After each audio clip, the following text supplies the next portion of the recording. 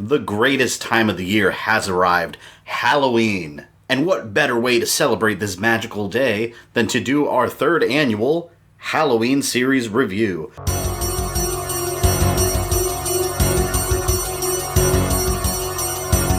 Which means this year's review is Halloween 3, Season of the Witch. Halloween 3 is the... No. You're not in this one. You're not in this one. Get out of here. Halloween 3, Season of the Witch, not Season of the Michael. You're not in this one. You gotta get out. Next year, okay? Next year is Halloween 4, The Return of Michael Myers, 2019. Come back then, okay? I don't have time for you, right? No. Stop. Stop. Stop. Look.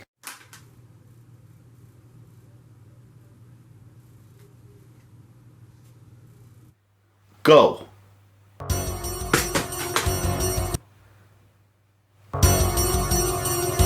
Oh, hey, before you go, can I borrow your mask? Halloween 3 is the first Halloween movie without Michael Myers. How can you have a Halloween movie and not have Michael Myers in it? That's right, Halloween 3, Season of the Witch. The first Halloween movie, actually the first and only Halloween movie without the face of Michael Myers in it. How can Michael not be in this movie? With Michael being burnt to a crisp at the end of Halloween 2, instead of bringing him back in a zombified state or explaining how he could have survived, the Halloween series wanted to try something new and turn the Halloween movie series into an anthology series, with different horror stories for each sequel. I think this idea would have been awesome and would have worked today, but audiences back in 1982 when this was released, they didn't have any internet or anything, so there really wasn't much of a way for them to find out information about upcoming movies besides like trailers and newspapers and whatnot. So when audiences went into that theater expecting Halloween 3, they ended up with Season of the Witch, causing an overall negative reception. But as a standalone movie, this has become a cult classic, and it's got a decent-sized fan base of its own, including myself. I love this movie, and it's weird. There's nothing else like it out there. It is a weird movie. There's no slasher villain, there's no monsters. The main theme of the movie is the Halloween holiday itself, and its origins. It was the start of the year in our old Celtic lands, and we'd be waiting. In our houses of wattles and clay, the barriers would be down, you see, between the real and the unreal. And the dead might be looking in to sit by our fires of turf. Halloween. The festival of Samhain. The last great one took place 3,000 years ago when the hills ran red with the blood of animals and children. Sacrifices are part of our world, our craft. Witchcraft. Instead of an escaped mental patient slaughtering babysitters, now we have an old man named Cochran who runs a company called Silver Shamrock, a company famous for its Halloween masks. And if he looks familiar to you, you've probably seen RoboCop since he also plays the old man in that. And those same masks are the main threat in Halloween 3. Cochran wants to bring back all the pagan aspects of Halloween by mass murdering children. And he's got an android robot army. That is one of the craziest plots to a Halloween movie in all existence. And how does he want to mass murder children? We'll get to that. The movie starts off with a guy running full speed from someone chasing him. And as usual with anything John Carpenter is involved with, it's to the sound of awesome synthesizer tunes.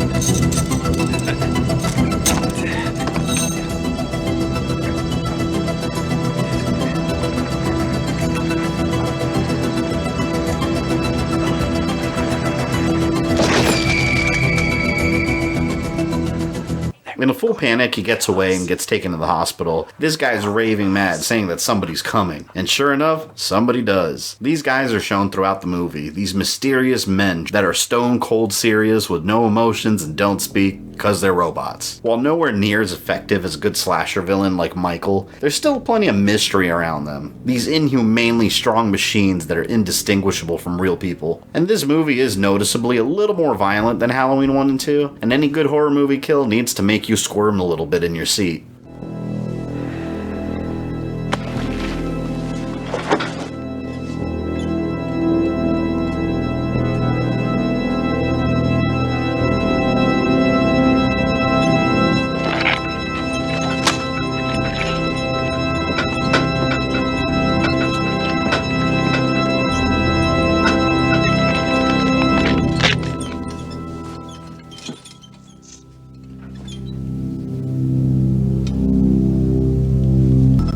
that's rough. And then the android sets himself on fire. And all of this happens right at the beginning of the movie.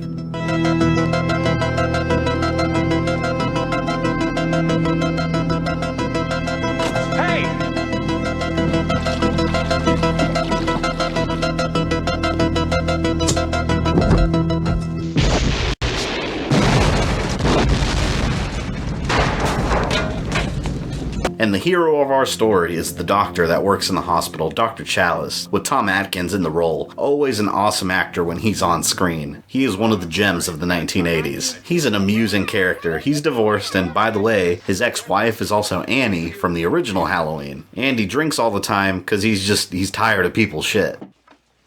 This place is a zoo. I saw Cochran. His car, anyway. And your old man stayed here on the 20th. I was right. We'll go directly to the factory. We'll find out hold on. exactly Slow down. It's getting late. I could use a drink.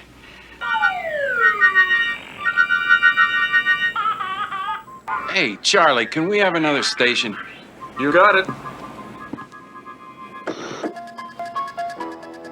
The Immortal Classic. Oh, wait a minute, hold on. Michael actually is in this movie. I take back what I said earlier, during a commercial advertising the original Halloween movie. So, wait a minute. In this world, Halloween is a fictional movie, so does that mean that Halloween 3 takes place in the real world in our universe? I'm probably looking too deep into this. And Dr. Chalice is also somewhat of a ladies' man. How you been? Okay, you? Okay. Sierra Mesa's still making you drink your ass off. Oh, yeah. I think I should have married you, Agnes. Come to think of it, that might be part of the reason he ended up divorced. After the murder in the hospital, he's just completely shocked at what just happened since he's been there for years and somebody just walked in, killed a man in his hospital, and blew himself up. And I always thought that firefighter here on the left looked hilarious. Is that what firefighters looked like at the time? It looks like he's got this piece of paper glued to his helmet that wiggles around. It's so cheap looking. So the man that was murdered had discovered the secrets of the Silver Shamrock Company, and Cochran had sent his android to kill him. And now it was up to his daughter Ellie to identify him. And what does ladies' man Dr. Chalice do? He decides to lie to his ex-wife so he can ditch his kids for Halloween and help this beautiful young woman discover the truth behind her father's murder. Linda, I can't get out of it. I'm really sorry. No, it's just a bunch of doctors talking about boring stuff.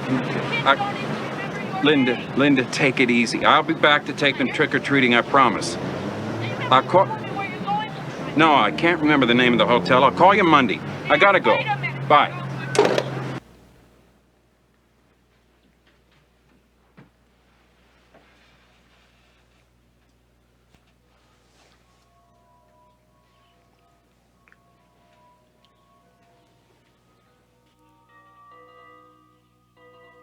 Well, that was easy. You know, for a woman that just lost her father in a brutal murder, she was real quick to get over it and jump into bed with some random doctor she barely knew. Well done, Dr. Chalice. Turns out Ellie's father ran a store that had Silver Shamrock Halloween masks, and he had just come from the area that Silver Shamrock is located. So Ellie and Dr. Chalice decide to investigate themselves, of course, instead of calling the police with this newfound information.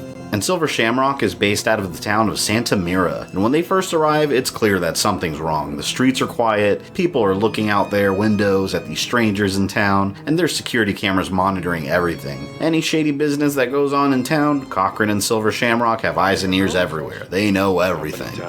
Hey, just a second. You happen to know anything about this Cochran? Do I know anything? He made Santa Mira what it is today. Dried up little pile of nothing. Seen the TV cameras yet? He's watching you, friend, I guarantee you that. Hey, Cochran! Fuck you!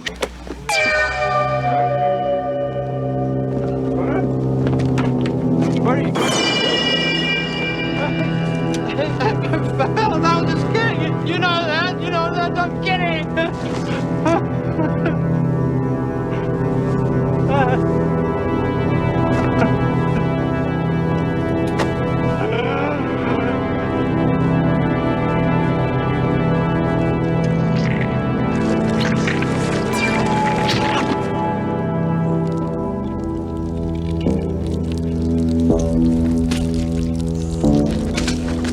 Dr. Chalice and Ellie go into town and stay at a motel, pretending to be husband and wife, getting ready to buy a large order of silver shamrock masks. But there's also other guests in town too. A family in town from San Diego, where the father is the top salesman of silver shamrock masks. And there's another lady staying in the motel named Marge, that discovers the weapons that Silver Shamrock is planning to use for their evil Halloween plot.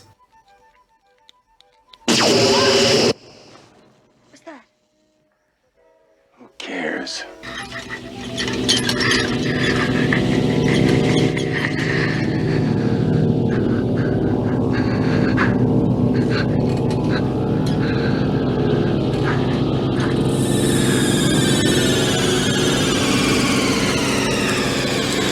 That is one of the craziest things I've ever seen in my life, and I'm not afraid of bugs specifically, but that's disgusting. I would have had a panic attack. So let's go over this insane plot that Cochran developed. Being obsessed with the pagan origins of Halloween, he somehow stole one of the giant blocks found in Stonehenge and got it here. No idea how he did, because in the movie, the way he explains it is, you wouldn't believe it. So I'm led to believe that they just could not think of a way for him to get it here. So suspension of disbelief, I suppose. Turns out that the rocks at Stonehenge contain some crazy Halloween magic inside. And Cochran figured out how to somehow contain it within these microchips that are hidden inside silver shamrock buttons that go on the masks. When they misfire, they shoot those beams that killed Marge. But when they work properly, combined with a specifically made television commercial and flashing lights, I'll let this demonstration explain it. It's time. It's time. Time for the big giveaway. This is just the same old stuff. Halloween has come. All you lucky kids with silver shamrock masks, gather round your TV set. Put on your masks and watch. Honey, don't get too close. All You'll ruin your skeletons, all eyes. jack-o'-lanterns. Gather round and watch. Watch the magic pumpkin. Watch.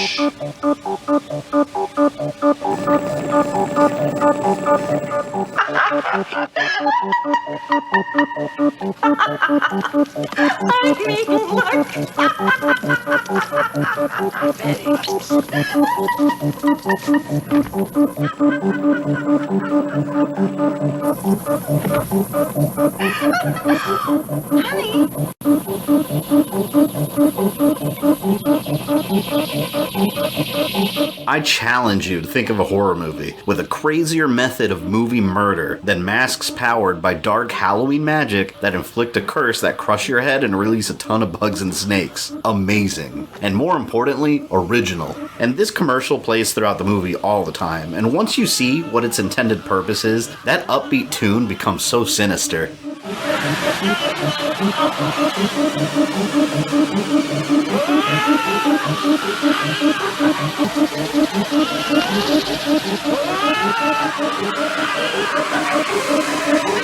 All these kids are running around buying these masks that are set to kill them because this mystery giveaway is going to play at the end of the commercial on Halloween night. And I'm so confused as to why these masks are so popular with kids too. I mean, it really is just a generic skull, a generic pumpkin, and a generic witch. Every kid in the universe wants one of these. It's the early 1980s. You'd think kids might want better costumes like Star Wars characters. Star Wars was out at the time. Where's all those masks? The clock is ticking. It's almost time.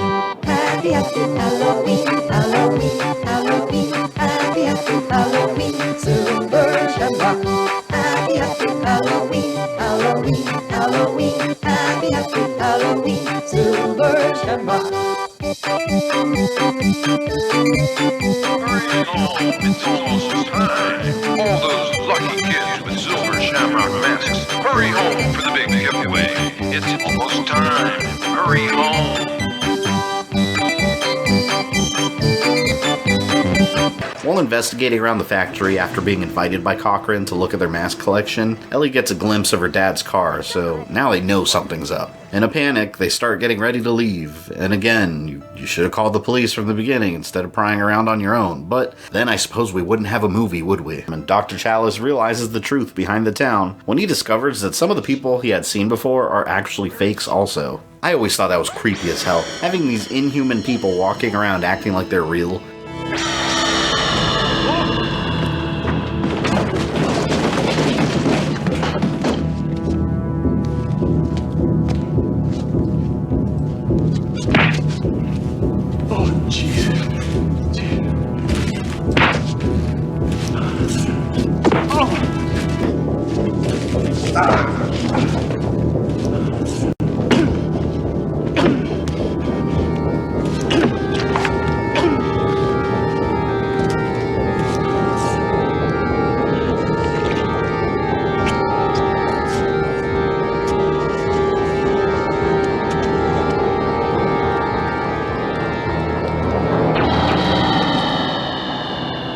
So he gets captured, and Ellie's captured too, and then slaps a mask on him and forces him to watch the original Halloween. That's not really a punishment though, that's quite the pleasure. But the heroic doctor escapes and throws a mask over the security cameras, and I find it hilarious thinking about how many takes it must have taken for them to get that shot just right. By this point in the movie, all the shit has hit the fan. Dr. Chalice is running around like a madman trying to escape the secret lab, and he causes all kinds of chaos, pressing buttons all over the computers, and then he dumps a bunch of chips that misfire all over the place, killing all the robots.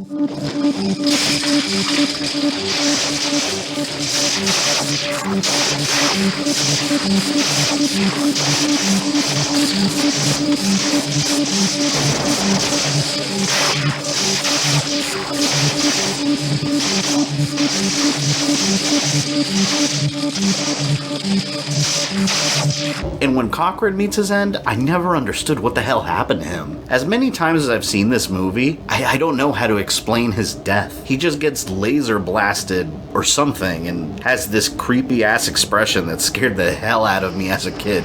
I don't know why. Look at this thing.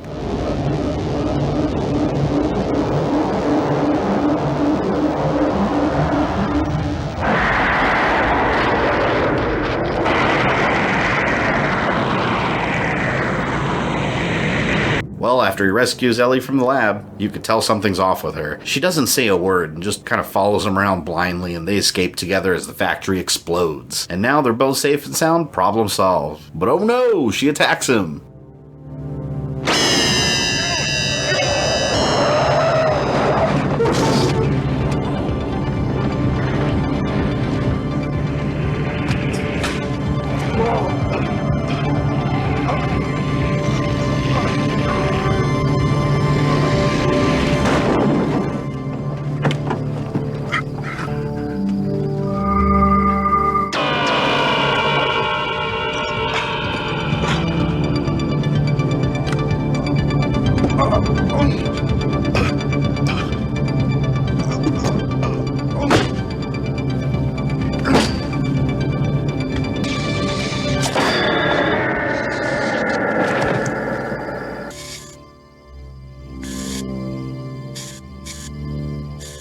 But Cochran's plan is still in effect. It's almost Halloween, and the countdown to the big giveaway is right around the corner, as Dr. Chalice tries to stop the local TV stations from airing it. And one of the first shock endings that I ever remember seeing in my life. The third channel, it's still running. Stop it, please. For God's sake, please stop it. There's no more time. You've got to... Please, stop it. Stop it now. Turn it off.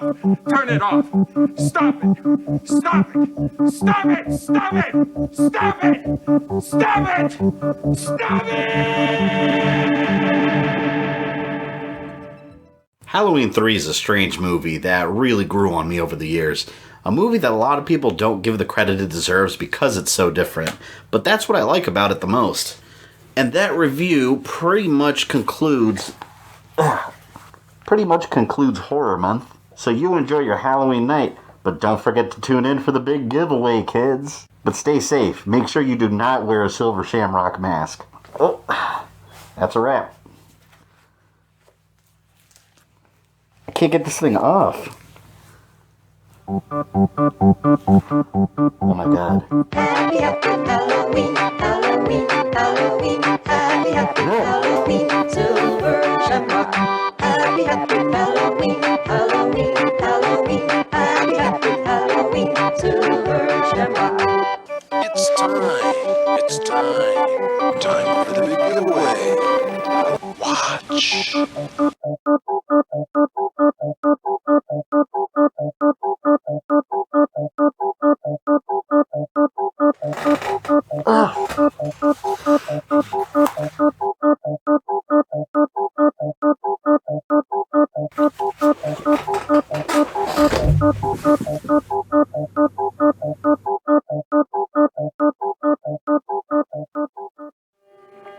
Happy Halloween.